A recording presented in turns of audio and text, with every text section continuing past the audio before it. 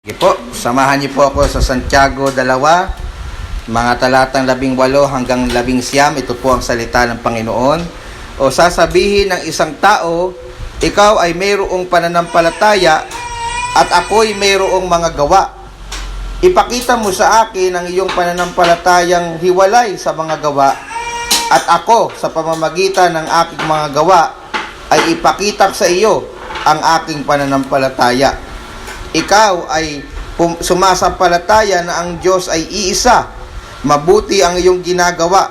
Ang mga demonyo man ay nagsisisampalataya at nagsisipanginig. Purihin po ang Diyos sa pagkabasa ng kanyang makapangyarihan at banal na salita.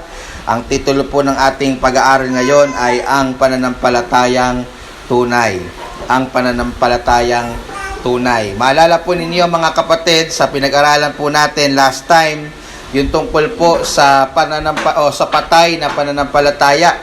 Galing po yan sa mga talatang 14 hanggang 17 ng parehong kabanata. At naaral po natin mga kapatid na ang pananampalataya po pala ay ang pananampalatayang patay po pala ay ang pananampalatayang sa salita lang, pero hindi po ito nakikita sa ating mga buhay. Hindi po ito nakikita sa ating mga gawa. Ito po ang pagiging Kristiyano lamang, quote and quote, sa nguso, pero hindi po sa puso. Hindi po talaga Kristiyano yon mga kapatid. Hindi po talaga mananampalataya yon. Kapag siya lamang po ay nagsasabing mananampalataya o Kristiyano sa kanyang bibig, pero hindi naman po gayon ang kanyang pamumuhay. At naaral po natin noong nakaraang Miyerkules, ang ganitong klaseng pananampalataya po ay walang kabuluhan at hindi po nakapagliligtas.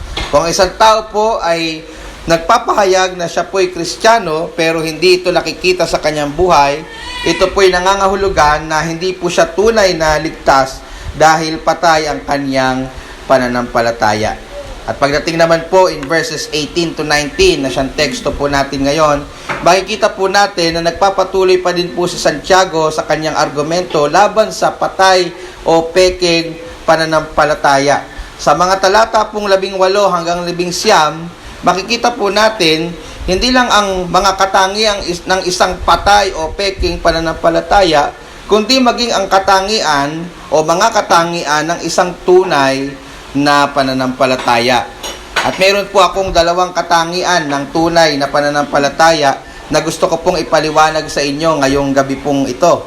Ang una po, gusto ko pong liwanagin sa inyo na ang tunay na pananampalataya at gawa ay hindi mapaghihiwalay. Ulitin ko po, ang tunay na pananampalataya at gawa ay hindi mapaghihiwalay. Totoo po, gaya ng mga itinuro na natin nung mga nakaraan, na tayo po ay naligtas, kung kayo po ay naligtas na sa pamamagitan ng biyaya lamang, na nakamtan po natin sa pamamagitan ng pananampalataya lamang, kay Kristo lamang, at iyan po ay naayon sa kasulatan lamang, kaya naman po ang kalwalhatian ay sa Diyos lamang. Ganyan po ang malinaw nating mababasa, gaya halimbawa sa Efeso 2, 8 hanggang 9, kung saan mababasa natin ang mga katagang ganito, and I quote, sapagkat sa biyaya, kayo'y nangaligtas sa pamamagitan ng pananampalataya, at ito'y hindi sa inyong sarili, ito'y kaloob ng Diyos, hindi sa pamamagitan ng mga gawa, upang ang sino man ay wag magmapuri. Ngunit gaya po ng nabanggit natin noong nakaraan, tayo din po ay naniniwala na we are justified by faith alone, but the faith that saves is never alone. Or in Filipino, tayo po ay naniniwala na tayo ay pinawalang sala at sa pamamagitan ng pananampalataya lamang, ngunit ang pananampalatayang ito na nakapagliligtas ay kailanman ay hindi nag-iisa.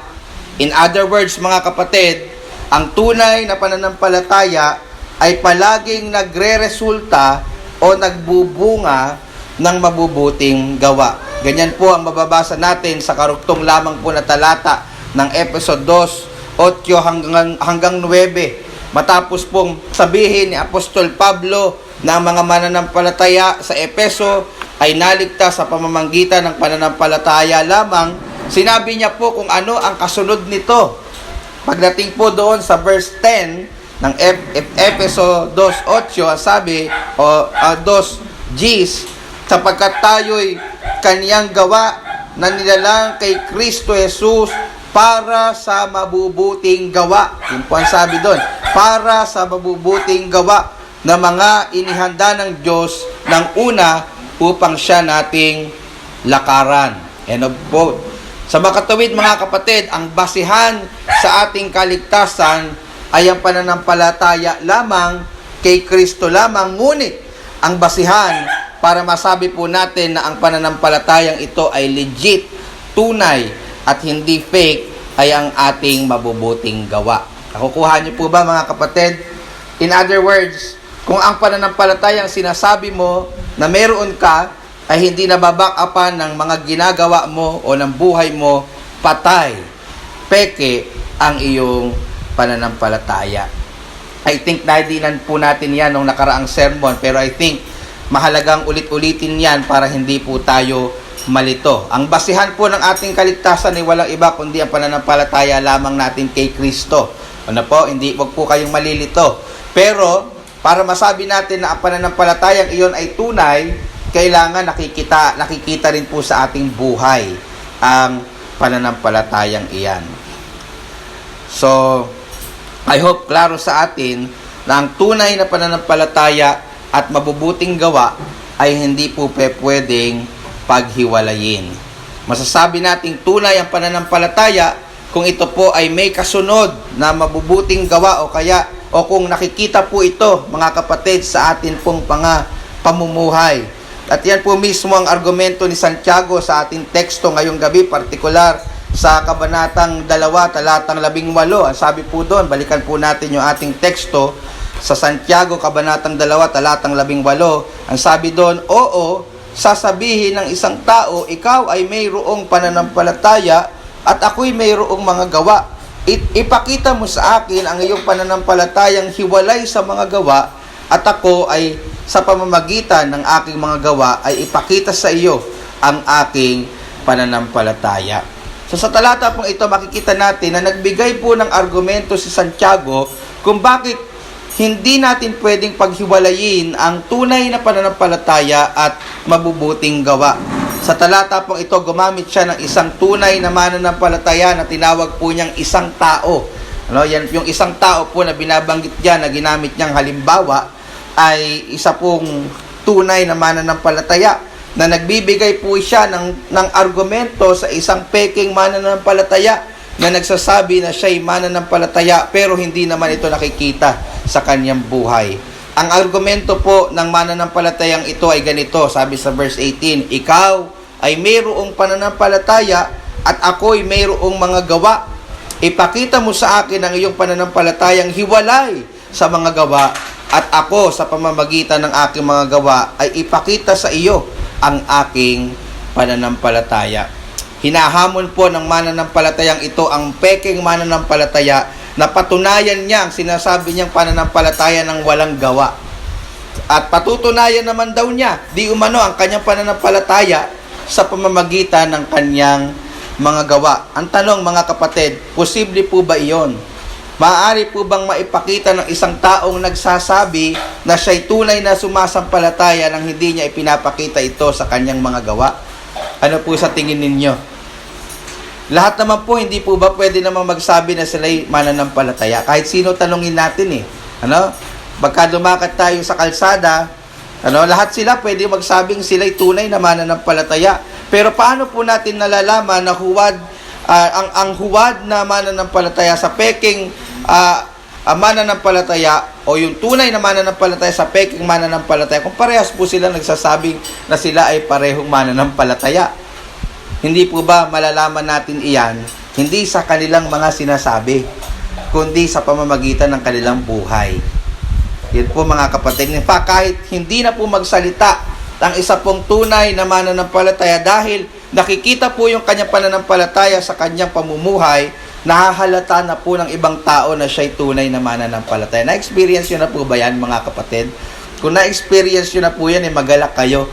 Ibig sabihin, klaro, nakikita ng malinaw ng sanlibutan sa mga buhay ninyo na kayo po ay mga mananampalataya. Ang malungkot kayo, yung hindi nila halata na kayo'y mananampalataya. Yung para bagang wala kayong pinagkaiba sa kanila. No, yung lingwahe nila ay lingwahe ninyo, yung kasuotan nila ay kasuotan ninyo, ang buhay nila ay buhay ninyo. Wala kayong pinagkaiba sa sanlibutan. Yun po ang malungkot. Hindi nila nahahalata kung na tayo'y mananampalataya. Pero kung nabubuhay kayo, mga kapatid, na nahahalata ng mga tao sa buhay ninyo na kayo mananampalataya, magalak po tayo. Ano po? Pwede nating maipakita, pwede nating maipahalata sa sanlibutan na tayo po ay mananampalataya kahit hindi tayo magsalita. Naniniwala po ba kayo doon? Ipakita nyo lang sa inyong buhay. Bagay na hindi po posible sa isang tao na nagsasabi siya'y mananampalataya pero hindi nakikita sa kanyang buhay. May kilala po ba kayong ganung tao? No? Na panay ang sabi niya, ako'y mananampalataya, ako'y Kristiyano since birth. Ganun na siya katagal na mananampalataya. Pero, wala namang nakikitang pagbabago sa kanyang buhay. Ano po? Wala siyang pakundangan sa pagsasalita. Ano po? Wala pong pinagkaiba ang kanyang buhay sa mga hindi mananampalataya. Hindi po ba kahit sabihin niya ng sabihin na siya'y mananampalataya, dahil hindi ito binabak-upan ng kanyang buhay, hindi pa napagdududahan pa rin siya ng mga tao. No? Kung tunay po siyang mananampalataya. Ang bottom line po, mga kapatid, hindi po maaari nating paghiwalayin ang ating pananampalataya sa ating matuwid at banal na pamumuhay. Kuha niyo po ba, mga kapatid? Kung sinasabi po nating tunay tayong mananampalataya, kailangan nababakapan po yan, kailangan napapatunayan po yan, kailangan nagbubunga po yan ng isang binagong buhay, ng isang buhay na nakalulugod sa ating Panginoon. Ang tunay na pananampalataya po ay nakukumpirma at napapatunayan sa pamamagitan ng mabubuting gawa. That's why dito po sa ating church, kung mapapansin nyo, hindi po natin ginagawang member o tinatawag agad na ligtas ang isang taong dahil lang sa sinabi po niya siya'y sumasampalataya na o siya po ay na-born again na. Napansin niyo po ba yon? Kahit sabihin po niya yon, inoobserbahan pa rin po natin ang kanyang pamumuhay. Ano, nakikitaan ba natin siya ng matinding kagustuhang sambahin ang Diyos? No, kasi ang isang tunay na mananampalataya, kahit hindi mo pilitin yan, kahit hindi mo paalalahanan yan, mahalaga sa kanya ang pagsamba sa Diyos. Hindi po ba? Nakikitaan ba natin siya ng uhaw na makinig, mag-aral at matuto ng salita ng Diyos? Kapag ba nangangaral ang pastor, pinipilit ba niyang intindihin ang sinasabi ng pastor? Pinipilit ba niyang hindi siya maglaro ang kanyang pag-iisip? Araw-araw ba siyang nagbubulay ng salita ng Panginoon? Ano? Siya ba ay masigasig na dumalo sa mga pagtitipon kung saan pinangangaral at tinuturo ang salita ng Panginoon? Nakikitaan ba natin siya ng pagsisikap na lumakad sa kabanalan at hindi sa takbo ng sanlibutang ito? Kamusta yung kanyang buhay? Ano po? Hindi ko sinasabi na dapat perpekto. Ano? Dahil hindi po yun posible sa mundo pong ito. Ano? Hanggat naririto tayo sa mundong ito, hindi tayo magiging perpekto. Magiging perpekto lamang po tayo pag bumalik ang ating Panginoong Hesukristo at binigyan niya na tayo ng bagong katawan. No, na hindi na po nababahira ng kasalanan. Pero hanggat hindi po 'yun nangyayari, mga kapatid, wala pong sino mang perpekto. Pero hindi ibig sabihin noon na gagamitin natin yung dahilan para po tayo magkasala at hindi magsikap sa buhay kabanalan. Ano, ang buhay, sabi nga ng isang pastor, ang buhay ng isang Kristiyano, hindi siya masasabing Kristiyano na totoo batay sa perfection. O pagka hindi siya nagkakasa, kasi imposible yun. Malalaman natin ang isang tunay na mananampalataya sa direksyon ng kanyang buhay. Nakikitaan ba natin siya ng unti-unting paglago sa kabanalan? Na nagbabago unti-unti ang kanyang pananaw, ang kanyang buhay, ang kanyang pananalita. Ang lahat-lahat sa buhay po niya. Nakikitaan ba natin siya ng pag-ibig sa mga kapatiran sa iglesia? Diba? Yan sa unang Juan, isa yan sa mga marka ng isang tunay na pinanganak na muli. Meron na siyang pag-ibig sa iglesia. Meron na siyang pag-ibig sa mga kapatid. At ilam lamang po yan, mga kapatid, sa basic na katangian ng isang tunay na mananampalataya. Ang tanong ko po sa iyo, kapatid, nakikita mo ba ang mga katangiang ito sa buhay mo? Masasabi mo bang ikaw ay tunay na mananampalataya na hindi lang batay sa iyong paniniwala, kundi batay din sa iyong pamumuhay? Yun po yung mahalagang tanong, mga kapatid. Kasi sabi ko nga, hindi natin pwedeng i-separate o paghiwalayin ang faith and good works o holy life. Ano po? So kung gayon, nasasabi mo bang tunay tayong mananampalataya hindi lang sa iyong paniniwala, kundi kung i-obserbahan mo yung sarili mong buhay, nakukumpirma ba dyan na ikaw nga ay tunay na mananampalataya? Mahalaga pong sagutin po natin yan sa ating mga puso ng mayroong buong katapatan. Pangalawang katangian po at panghuli ng tunay na pananampalataya in kontra sa patay na pananampalataya ay ang tunay na pananampalataya ay hindi lamang tungkol sa pagkakaroon ng tamang doktrina. Uulitin ko po, ang tunay na pananampalataya ay hindi lamang tungkol sa pagkakaroon ng tamang doktrina. In verse 19, mababasa po natin na sinasara po ni Santiago ang anumang pwedeng maging butas sa kanyang argumento laban sa patay na pananampalataya. Maaari po kasing sabihin ng mga taong naniniwala na pwede talaga maging tunay na mananampalataya kahit hindi nakikita sa buhay. Basta tama lang po yung aral, basta tama lang po yung doktrinang pinapaniwalaan. Halimbawa, basta naniniwala lang tayo at kaya nating i-articulate na ang salvation is by grace alone, through faith alone, in Christ alone. So, totoo na siguro yung ating pananampalataya. O kaya naman, kung ang isang tao ay naniniwala sa Diyos na Trinidad, so, pwede kasing sabihin yun nung mga kausap ni Santiago. Sige, papatunayan namin kami tunay na mananampalataya. Pwede nila sabihin, nang hindi kami gumagawa, sasabihin namin yung aming pinapaniwalaang doktrina. So, inaano po yan? Isinasawata po yan o nilalabanan po yung ganyang ideya ni Santiago sa talatang ating pinag-aaralan. Yun nga lang, may mga ganun po talagang tao. Naakala nila ang pananampalataya kahalintulad lang ng pagkakaroon ng tamang aral o tamang mga doktrina. In fact, marami pong ganyang maging sa ating pong hanay na mga Baptist. Nasa aya po natin sa gusto. Hindi lang naman sa mga Baptist, maging sa ibang iglesia. Pero even sa hanay natin ng mga Baptist, napakarami pong ganyang mga tao. Napakaraming alam na mga doktrina, napakagaling makipagdebate sa mga kulto, napakahusay kumabisado ng napakaraming talata sa Biblia, pero napakasama ng mga pag-uugali. Pero makikita po natin sa verse 19 ang argumento ni Santiago na wala ding kabuluhan ang pagkakaroon ng tamang doktrina kung hindi din naman ito nakikita sa ating pamumuhay. Ulitin ko yon, mga kapatid, napakahalaga nun. Walang kabuluhan ang pagkakaroon ng tamang doktrina kung hindi din naman ito nakikita sa ating buhay. Diba? Ang mga Baptist kilala sa mga magagaling sa aral, malalalim sa aral ng Panginoon. Pero mga kapatid, sinasabi ko sa inyo, kahit po magaling tayo at malalim tayo sa aral, kung hindi naman ito nakikita sa ating buhay, baliwala rin po yan, mga kapatid.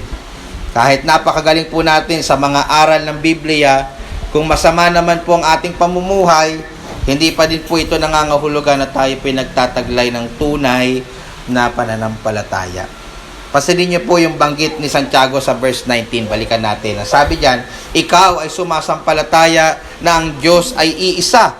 Mabuti ang iyong ginagawa. Ang mga demonyo man ay nagsisisampalataya at nagsisipanginig. Diba? Napansin niyo sa talata pong yan, patuloy po niyang ina-address ang mga taong may patay na pananampalataya. Makikita po natin sa talata na sila po ay may tamang paniniwala. Ano po yung paniniwala nila? Na iisa lang ang Diyos. Di ba? Ganun din naman yung paniniwala natin. Ang tawag yan monotheism, di ba? Iisa lang ang Diyos. Maalala po ninyo na ang primary na sinusulatan po dito ni Santiago ay mga Hudyo na ang basic na paniniwala po nila ay iisa lamang ang Diyos. So makikita po natin sa talata na pinuri ni Santiago ang kanilang doktrina. Ang sabi niya sa kanila, mabuti ang inyong ginagawa. Yung salita pong mabuti dyan, mga kapatid, ay galing sa salitang Griego na kalos, na may ibig sabihin na magaling, kapuri-puri, at kahanga-hanga. Sa makatuwid mga kapatid, hindi po minasama ni Santiago ang pagkakaroon ng tamang doktrina at paniniwala ng mga taong ito na may huwad na pananampalataya at patay na pananampalataya. Ang pagkakaroon po ng tamang doktrina sa Biblia ay hindi po masama. In fact, hinihikayat po tayo ng salita ng Diyos na magpakalalim sa mga aral ng Diyos. Sa aklat po ng Gawa 17:11, mababasa po natin doon na si Apostol Pablo ay kino-comment po niya o pinupuri niya ang mga taga-Berea na higit daw po silang marangal kaysa sa mga taga-Thessalonica sapagkat masikap at matyaga po nilang pinag-aaralan ang salita ng Diyos araw-araw. Hindi lang po tuwing Miyerkules, hindi lang po tuwing Linggo. Araw-araw ang mga taga-Berea ay binubulay, inaaral ang salita ng Diyos. Kaya sila tinawag na mararangal. So sa makatuwid mga kapatid, hindi po minamasama ng banal na kasulatan ang pagiging dalubhasa sa Biblia. Iyan po ay mabuting gawain. Yun nga lang po, kung ito lamang po ang pagbabatayan natin para masabi po natin na tayo po'y mayroong tunay na pananampalataya, nagkakamali po tayo. Sapagkat ang sabi ni Santiago sa huling bahagi ng verse 19, ang mga demonyo man ay nagsisisampalataya din at nagsisipanginig pa. Nabasa niyo po ba yon? In other words, pagdating po sa kaalaman ng mga doktrina kung sino ang Diyos, maalam din po ang mga demonyo. So kung yan lang ang batayan mo, kaya mo masasabing tunay kang Kristiyano, tunay kang mananampalataya, edi nagkakamali tayo kasi mga demonyo rin, ganun eh. Marami po tayong mababasa na patunay po niyan sa Biblia, sa Mateo 28, 29 hanggang 30, Marcos 5, talatang 7, Lucas 4, 41. Yung mga demonyo po, mga kapatid, sa mga talatang iyan, kinikilala po nilang ang pagiging anak ng Diyos ni Jesus. Kagaya natin, kinikilala rin nila ang pagiging anak ng Diyos ni Jesus sa Gawa 19:15 nung nagpapalayas po ng mga demonyo yung mga anak ni Iskeba sa pangalan ni Jesus. Sinabi ng mga demonyo sa kanila, kilala namin si Jesus. Kilala namin si Jesus. Eka kayo, di ko kilala. Sabi niya. Sabi ng mga demonyo. So makatuwid mga kapatid, maalam ang mga demonyo sa doktrina. Maalam din sila sa kung sino ang Diyos. In fact, ito pong pagkakakilala nila sa Diyos nagdudulot sa kanila ng panginginig sa takot. Dahil alam nila na makapangyarihan ng Diyos, na siya ay maalam sa lahat ng bagay, na siya ay nasa lahat ng dako, na siya ay tapat sa kanyang mga pangako, na siya ay matuwid na hukom, at marami pang mga katotohanan tungkol po sa kanya. Alam nila na hindi basta-basta kalaban ng Diyos na nagdudulot sa kanila ng panginginig at pagkatakot. So, yung argumento po dito ni Santiago ay kung ang pinaghahawakan mo lang para masabi mo na totoo ang iyong pananampalataya ay ang tamang paniniwala, well, gayon din po ang mga demonyo. Sa makatuwid, hindi sapat ang pagkakaroon lang ng tamang paniniwala para masabi po nating tunay ang ating pananampalataya. Kailangan ang ating pagpapahayag ng pananampalataya ay napapatunayan sa ating matuwid at banal na pamumuhay. So, dyan po natin tatapusin na maikli po nating pag-aaral, mga kapatid, tungkol sa tunay na pananampalataya. I hope natutunan po natin na hindi po maaaring paghiwalayin ang tunay na pananampalataya sa mga mabubuting gawa.